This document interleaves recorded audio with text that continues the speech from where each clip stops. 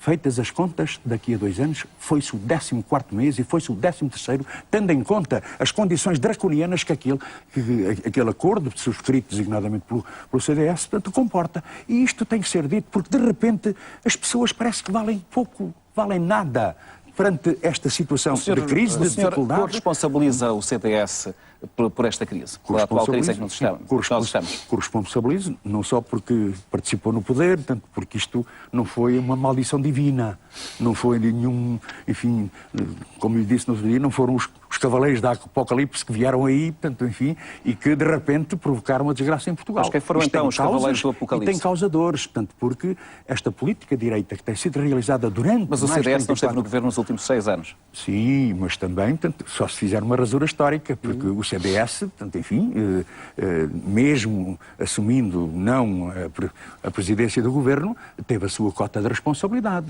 nas medidas. Mas em que sentido? E mesmo em relação ao governo do PS. Sim, senhora, não apoiou o PEC 1, o PEC 2, o PEC 3, portanto, e o PEC 4. É verdade. Mas quantas das medidas que poderiam ser tomadas tiveram, digamos, a cumplicidade do CDS com o governo do PS, designadamente? Mesmo em relação a questões de fundo. Aos últimos 6 anos? Sim, mesmo em relação a questões de fundo. Quando nós, por exemplo, num quadro da necessidade de chamar à austeridade aqueles que mais ganharam e que mais responsáveis estiveram na crise, o CDS esqueceu mesmo, portanto, e o Dr. Paulo Portas esqueceu mesmo a sua, eu diria, a sua doutrina de democrata cristão, na medida em que aqueles que muito dificilmente chegarão ao reino dos céus, esses continuam a estar no paraíso, deixando o inferno para a maioria dos portugueses. Paulo Portas, sente alguma corresponsabilização da taxação das grandes fortunas? Eu vou pegar numa frase do deputado Jerónimo de Sousa para concordar com ele e tirar uma conclusão diferente. As pessoas valem tudo. E o capital humano é o mais importante que o país tem. Os portugueses de hoje e os de amanhã. E já agora, aqueles que trabalharam toda uma vida, e houve quem lutasse, caro deputado Jerónimo de Sousa, não só ontem, não só numa campanha eleitoral, mas durante anos, para que tivesse uma reforma melhor. Eu não nego o seu esforço nessa matéria, mas não pode negar o do CDS. Em matéria de legitimidade social, eu gostava de lembrar ao deputado Jerónimo de Sousa que quando o CDS teve influência na política de segurança social, os aumentos das pensões mínimas sociais e rurais foram 3 vezes superiores àqueles que José Sócrates deu.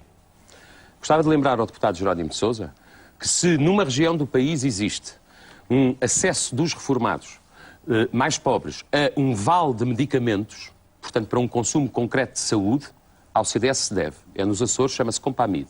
Gostava de lembrar ao Jerónimo de Sousa o aumento dos reformados rurais do campo, cuja previdência só começou nos anos 70, foi o CDS que o negociou, foi o maior aumento de sempre. 7 contos à época, num ano. E gostava de lembrar ao Jerónimo de Sousa também, para terminar, a pensão que foi possível criar para os antigos combatentes que tinham feito a guerra do ultramar. Nunca ninguém lhes perguntou se eram a favor da guerra, mas tinham. Foram ao serviço da bandeira de Portugal.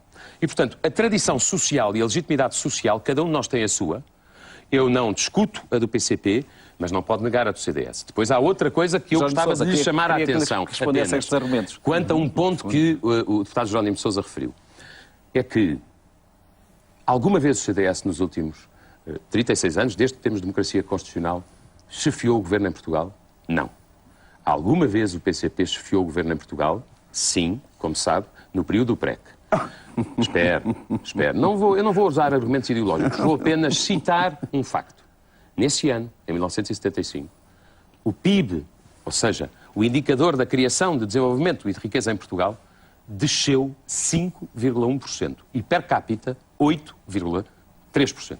Jerónimo de Sousa, qual foi o significado desse seu sorriso? O sorriso, porque de facto o Dr. Paulo Portas está aqui a reescrever a história, procurando situar um primeiro-ministro que nunca foi comunista, portanto, eu posso aqui empenhar a minha palavra, portanto, que assim foi, num tempo onde os portugueses conheceram de facto, particularmente quem trabalha, particularmente quem vivia da sua pensão e da sua reforma, esses méritos que aqui foram referidos começaram em 75 a ser construídos. Mas Paulo Portas referiu-se também não apenas a 75, referiu-se aos anos em que o CDS esteve no governo e às intervenções que fez na área social. Mas o CDS, enfim, ultimamente até teve um plano tático, digamos, até uma identificação... Tático? Sim, tática, em termos de tática política. Está a insinuar que o CDS não tem coração? Que se é apenas a esquerda que tem coração? Não, eu não digo. Isto não é uma questão de sentimento ou de moral, não é isto, é uma questão de opção política. Porque ninguém, mas não respondeu a nenhum dos argumentos que o Paulo posso apenas... Posso dizer, por exemplo, como é que se acerta, portanto, esta argumentação com o facto, por exemplo, de este acordo, portanto, ter a assinatura do CDS, que diz que, por exemplo, todas as reformas e pensões acima dos 200 e poucos euros, todas elas ficam congeladas. Tem a assinatura de congelamento dos salários. Tem a assinatura então vamos ouvir a resposta de Paulo Portas. O aumento das taxas moderadoras. Portanto, a taxação, portanto, em relação aos medicamentos, a aumentar com menos comparticipações. Tem a assinatura do Dr. Paulo Portas. Não dá a cara com a careta. Porque, de facto... Não dá a cara com a careta, Paulo Portas?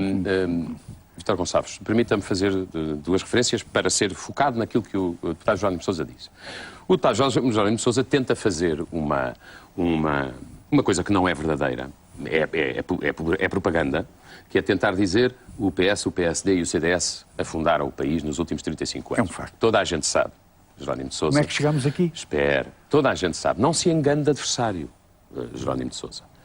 Quem levou a dívida pública portuguesa de 82 mil milhões de euros para 170 mil milhões de euros? Quem levou os juros da dívida pública portuguesa a custarem ao contribuinte mais do que aquilo que o país investe na educação ou na saúde durante um ano? Quem levou o país a 2 recessões em 2 anos? Quem levou o desemprego a 600 mil desempregados, a mais de 600 mil desempregados? Quem leva 1/4 dos jovens a não terem a possibilidade de encontrar um posto de trabalho? Não foi o CDS, meu caro Sr. Deputado Jerónimo de Sousa. E, portanto, sejamos verdadeiros e, sobretudo, evitemos ser sectários. Porque o eleitorado não é sectário, Jerónimo de Sousa. O eleitorado quer desesperadamente soluções e quer que as pessoas assumam responsabilidades. E quando eu vi o meu país, e essa é a nossa diferença, quando eu vi o meu país à beira, e quando eu digo à beira há semanas, de não ter dinheiro para pagar salários ou pensões, Jerónimo de Sousa, eu assumi uma responsabilidade. Há de ser a última vez, e eu hei de fazer tudo o que puder para isso, para que eu veja a ajuda externa pedida pelo Estado português. Eu chamo-lhe protetorado e chamei-o, sabe, há muito tempo. Se tiver de ser pedida ajuda externa, certas decisões que já deviam ter sido tomadas em Portugal há muito tempo para pôr a economia a funcionar, vão ser impostas de fora. Mas, Jerónimo de Sousa, eu não fico parado quando o meu país está a semanas de não ter dinheiro para pagar salários ou para não pagar pensões. O PCP e ficou pelo parado contrário, deixe-me só dizer-lhe uma coisa. Deixe-me só perguntar uma coisa, porque eu ouvi o outro dia dizer isso. E como tenho estima por si, fiquei intrigado. Você acha que é antipatriota uma pessoa como eu ir conversar com a União Europeia e com o FMI quando se pede dinheiro para poder sobreviver? Não é questão de estar ou não estar, é questão de que é que se vai lá fazer. E reconhecer ou Mas não... Mas é antipatriota, é que você chamou. Sim, reconhecer... É antipatriota? Reconhecer a então e o Carvalho da Silva, quando lá foi falar com eles, também é antipatriota? Daqui nada está não, mas quer dizer, é que... o PCP com a CGTP, portanto, eu acho que são duas coisas diferentes e convém... Mas então, portanto, o que o senhor disse é uma coisa, não diga de quem... Não foi ir lá, repare... Portanto, essa correção é importante. O que nós dissemos é que há momentos em que é preciso dizer não. E nós não quisemos passar legitimidade nem credencial a uma intervenção estrangeira de quem resolveu, a troco da tal ajuda, entre aspas, impor condições leoninas ao nosso povo, ao nosso país e mesmo à nossa própria soberania.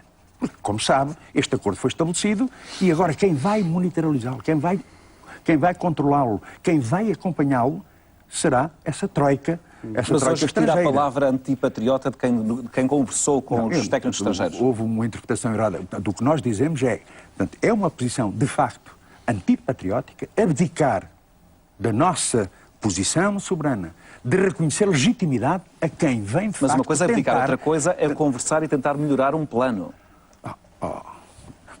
Você quer me convencer que o Dr. Paulo Portas, mesmo com todos os dossiês que levou, portanto, com uma excelente equipa, com certeza, que convenceu quem já estava convencido, que vinha com um plano claro, preciso, com as decisões... Pelo menos foi escutado. Pelo menos foi escutado. Jerónimo de Sousa, posso... Se ele via a consciência, ele via a alma, portanto, enfim... Não é um problema de aliviar a consciência. Jerónimo de Sousa, peço desculpa só dizer isto. Mas qual foi? Deixa-me dizer isto, Jerónimo de Sousa. Eu há bocadinho substância... demonstrei, e fiquei sem, e não ouvi da sua parte, uma argumentação diferente, que as soluções que o PCP propõe em alternativa à ajuda externa, primeiro, não são praticáveis e, segundo, conduziriam a uma situação perigosíssima, como disse hoje o Presidente da República, de ruptura da economia portuguesa. Portanto, e numa situação de ruptura da economia portuguesa, quem mais perde são os mais fracos.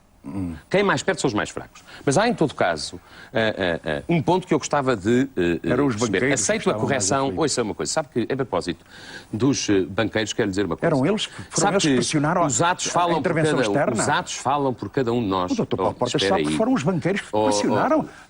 Vamos tentar não nos interromper para as pessoas poderem perceber. Então... Mas nós damos pessoalmente bem, portanto não vale a pena... Eu não estou zangado. Pronto, claro que não. Temos posições diferentes e isso é muito respeitável. Agora, deixe-me dizer isto. O que não pode continuar a acontecer, os atos de cada um de nós falam por si. O CDS teve durante 6 meses um Ministro das Finanças. Chama-se António Bagão Félix. O Dr. António Bagão Félix propôs um orçamento para 2005. Quis amenizar o IRS das famílias. E, em contrapartida, quis penalizar o IRC das grandes empresas e dos bancos.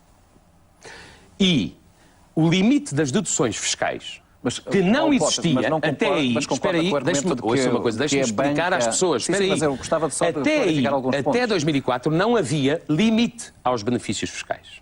E o Dr. Bagão Félix estabeleceu que o imposto a pagar tinha que ser pelo menos X e passou de 0 para 60. Sabe o que é que lhe aconteceu? Houve uma campanha da Associação Portuguesa de Bancos contra aquele orçamento. O Dr. Bagão Félix e eu próprio fomos corridos do governo uns dias depois. O Dr. Bagão Félix continua a ser um homem justo. Foi corrido do governo por causa dos bancos? Não, só estou a dizer, lembra-se, eu não vou... O passado interessa pouco. Sim, isso foi em apenas 2004, apenas o cito, porque cada um de nós tem o seu testemunho. Agora, há outra coisa que não pode acontecer. É o Estado português, eu sei, mas deixe-me só dizer isto, é o Estado português, Jerónimo de Sousa, andar a dizer aos bancos para comprarem dívida pública. Porque o dinheiro que os bancos usam para comprar dívida pública é o dinheiro que não vai para o crédito às PMEs. Ou então, as empresas do Estado deverem 40 mil milhões de euros, nomeadamente ao setor bancário. Porque, depois, o dinheiro não vai para a economia e não vai para crédito às PMEs, que são criadoras de emprego. Jerónimo de Sousa, estava há pouco a dizer que é a banca que manda, que toma as principais decisões políticas em Portugal ou que influencia de uma forma determinante? É evidente. Lembra-se com certeza do Primeiro-Ministro jurar a pés juntos que não era preciso qualquer intervenção externa e no dia seguinte, depois de umas entrevistas concertadas de vários banqueiros, que, do meu ponto de vista, funcionou como um autêntico cartel de pressão, o Primeiro-Ministro mudou de opinião em 24 horas. E isso resultou do facto dessa pressão dos banqueiros que, pelas dificuldades de liquidez que tinham, digamos, colocaram o governo sob pressão numa demonstração que quem manda em Portugal, de facto, continua a ser o poder económico. E isto é que é grave, ter acontecido. Depois, em relação a esta situação de chantagem, de pressão, nós vamos verificar a aplicação da verba que foi atribuída pela intervenção externa. E o que é que verificamos? O Dr. Paulo Portas fez-me lembrar agora uma coisa importante, que é, nós sabemos que 12 mil milhões de euros vão direitinhos para a banca, para o setor financeiro. Vislumbre nesse acordo, nesse programa, uns milhares, umas centenas de milhares, ou uns milhões, portanto já não digo milhares de milhões, de apoio à nossa produção nacional, aos pequenos e médios empresários. Paulo Portas há pouco explicou as consequências de a banca ficar descapitalizada. Então, quer dizer, estamos todos a trabalhar para a banca. Portanto, aliás, como trabalhamos em relação ao BPN, quando foi preciso fazer a drenagem de milhares de milhões de euros para limpar, portanto, o BPN daquela situação especulativa, de crime que existia ali naquele banco, quem pagou foram os contribuintes. E acha-se isto tudo natural e tudo bem. Portanto, é a banca, é preciso salvar a banca. E nós consideramos que o importante é salvar o país, é salvar as condições de vida do povo português e não, tanto, uma fixação em relação àqueles que, quando andaram a encher os bolsos de lucros fabulosos, segundo tanto os seus relatórios. Ninguém pediu contas à banca, nem a banca, portanto, pediu nada, nem contribuiu para nada. No momento em que tem dificuldades, aqui del Rey que é preciso acudir à banca. Esta é uma contradição insanável. Deixe-me dizer aqui 2 ou 3 coisas. Em primeiro lugar, verá, quando for publicado o manifesto eleitoral do CDS, as medidas que nós proporemos naquilo que nós chamamos ética fiscal, sobretudo em tempo de austeridade, para que o sistema fiscal recaia não apenas sempre sobre aqueles que têm que pagar e não podem fugir, mas recaia de uma forma equitativa entre os que têm mais e os que têm menos.